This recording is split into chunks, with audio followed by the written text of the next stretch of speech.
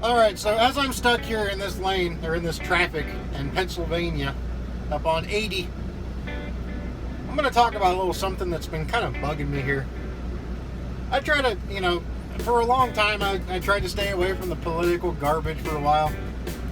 Because it's just, when you argue with people online over politics, it goes absolutely nowhere.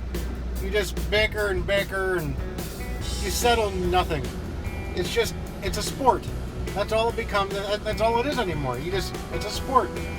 You try to beat the other person. You try to, no matter what they come at you with, even if it's a logical statement, you think about how to respond instead of what they just said.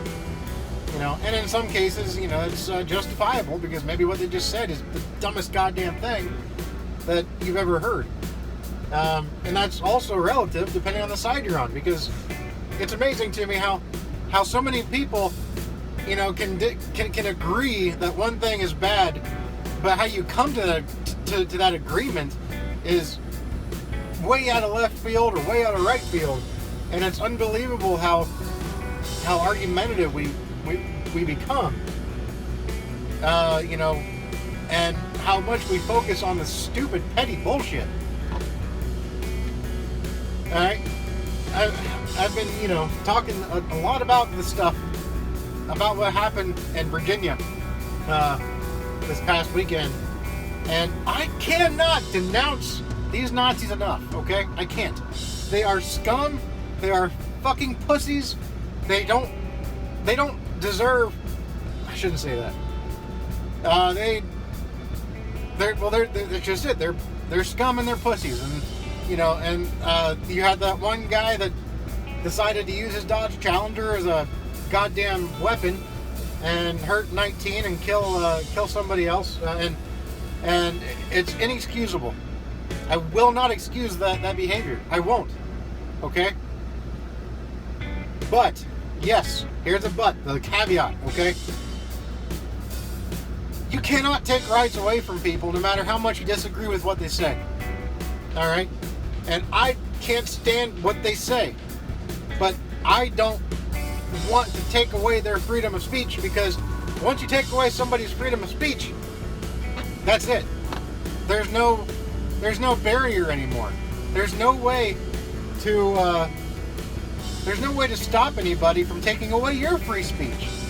Because no matter what, Stephen Molyneux, I forget how you say his last name, but he's a Canadian libertarian, and I'm sure you've probably heard of him. He's got like 500,000 followers on YouTube. But he was talking about it, and he said it best. There are people, no matter what side of the aisle you are on, there are people that are going to look at your speech in the same manner that you look at a Nazi speech, okay? So why should we give somebody the power to silence the speech of a Nazi when that's all it is right now, is speech and rhetoric? They're not, somebody was killed because some asshat used his car as a weapon.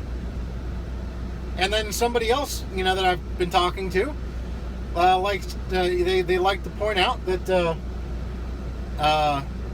that in the last decade, Nazis have killed 80 people. And it seems to me, and I could be misreading it, but they're trying to suggest that is a start to a German genocide type of situation. 80 people in a decade? Are you kidding me? That's 80 people in a decade. Think about that, okay? And each one of those people that committed that crime and killed somebody as a practicing Nazi, they're in jail. You know why they're in jail? And that's how we know that they killed people, because they're a Nazi. Because they were caught and they were found that, it was I'm sure they labeled it a hate crime. And they were labeled, and they were self-proclaimed Nazis. I'm sure of it.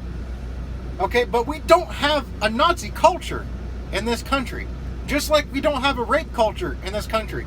If you commit an act of violence, up to and including murder, you go to jail. It doesn't matter, pretense or what it doesn't matter any of that garbage. What matters is you killed somebody, so now you have a right to due process. Okay, that got interrupted. Got a call. Anyway, what I was saying was, what the hell are you doing, you stupid Honda? That's not what I was saying. You just passed me on the shoulder, stupid little dick. Anyways, he didn't get anywhere. He got nowhere. Okay, that's not the topic of discussion. What I was saying was, no matter how much you disagree with what somebody says, they have a right to due process. They have a right to free speech. They have a right to whatever we have a right to, until they've done something where they've broken the law, and now they don't have those rights because they've broken the law, and they have been prosecuted or whatever. So now they don't have those rights anymore. But until that happens, they have the same rights. And if you start taking those rights away from even people that you loathe, then there's nothing to stop somebody from taking rights away from you. And that's what I don't understand. And then there are people that are saying that just because we say something like, we hate, we'll say, oh yeah, well, we completely denounce the Nazis, but I feel like they should have a right to free speech. And then that one little word, the three-letter word, but, it confuses so many people, and it makes them think, I generally try to stay away from saying left and right, but it makes the left all of a sudden say, well, then you must be a Nazi apologist, because you just used a caveat. You just said, but. No, I'm not a Nazi apologist. Okay, but I want to protect my freedom of speech as much as anybody else's freedom of speech. And to do that, you have to protect everybody else's freedom of speech. Okay, it doesn't matter if you like what they say or not. And the problem with this Antifa crowd is that they're labeling anybody that they disagree with or that disagrees with them as Nazis. They label people like Ben Shapiro, a practicing Jew. They label him a Nazi because he's a conservative. He has right-leaning views. They label Dave Rubin of the Rubin Report. They label him a Nazi. He is a gay Jew happily married to a man in California.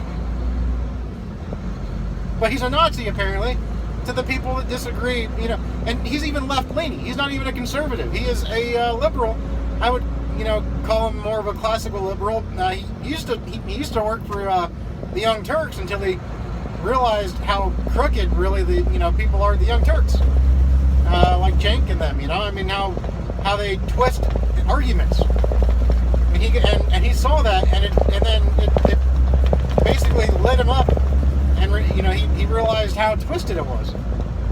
And so now he's trying to fight for the left, for his left, and get people back on track, and get them away from the radical left, and the Antifa crowd, people like that. But then the people like the Antifa crowd and the SJWs, they're labeling him as a racist Nazi.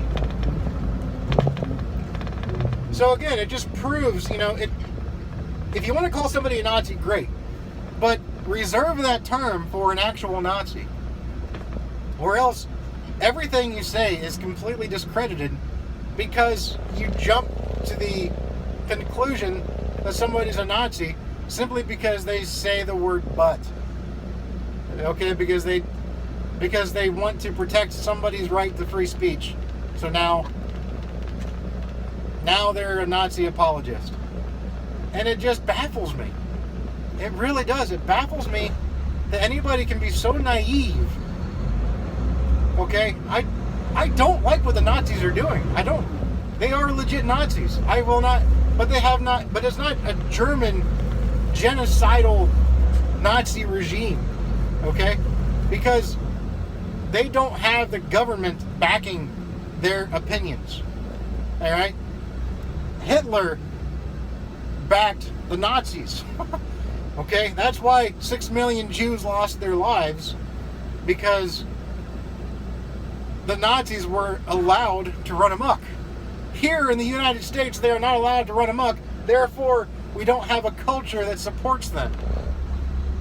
But we still have freedom of speech, and you cannot deny somebody freedom of speech. And I will reiterate it until I'm blue in the goddamn face. You cannot deny somebody free speech, or their free speech, simply because they're assholes. All right? You need to hear those people out. You need to understand what it is that they are about, and then make your decision, okay? And let them open their mouths. When I was younger, I was always told, you can, people can think you're an idiot. How's that? Now I'm proving myself to be the idiot, because I don't remember the word verbatim, but I know you all understand what I'm talking about. But I feel like I'm about to pull a George W. Bush here. People can think you're stupid, and you can open your mouth and prove it, or you can just keep your mouth shut, and nobody knows the wiser, and nobody's the wiser. But the good thing about freedom of speech is it allows us to identify the Nazis.